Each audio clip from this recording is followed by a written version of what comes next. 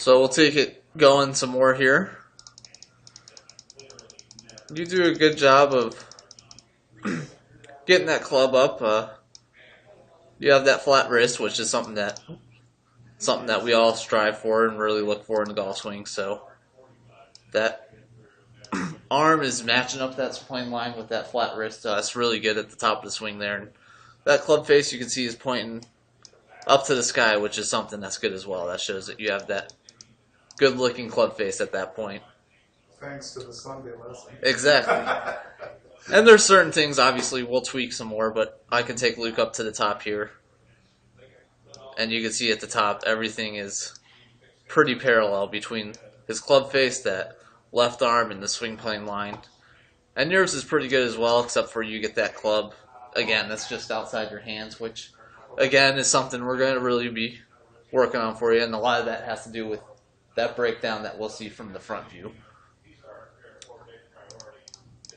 That's going to be a dramatic change for me. It will. Placing the ball essentially further away from me. A little bit, yeah. And then you can see coming down,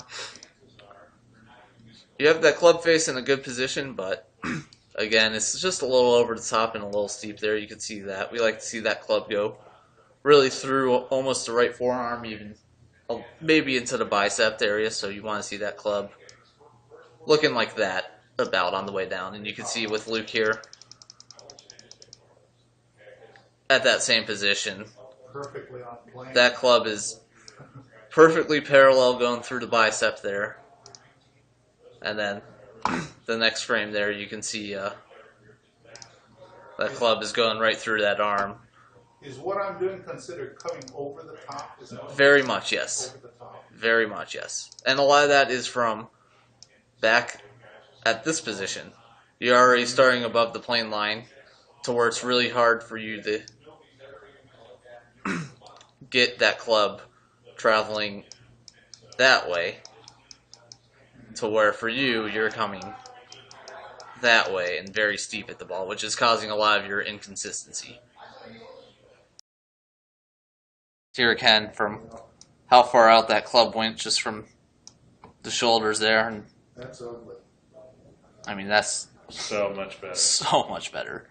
And then taking it through the swing here, too, on the left. Look at that, too. You can see there, look at your shoulder turn. Yeah. You're 10 degrees more rotated there in that right picture, too, which is what we want. And then, man. The top of the swing, he's got to be closer to 80. Yeah, short, but that's because worry about that right now. No, but that's because he was taking a shorter swing, and exactly. That's a much better path. Yeah, and then look at it in the downswing here. Yeah. Look where that. Go back one. There you go. And that's something I told him too as well.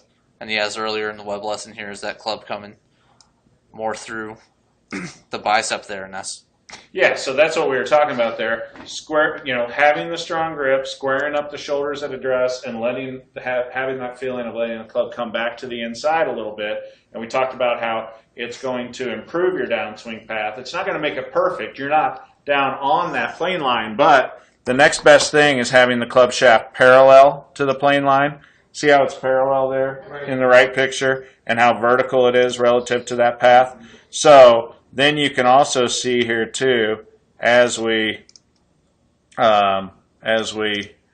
actually draw the angle on it,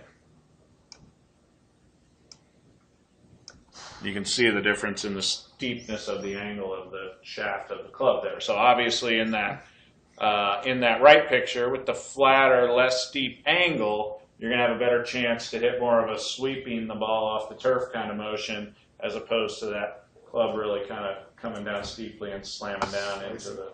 Yep, exactly.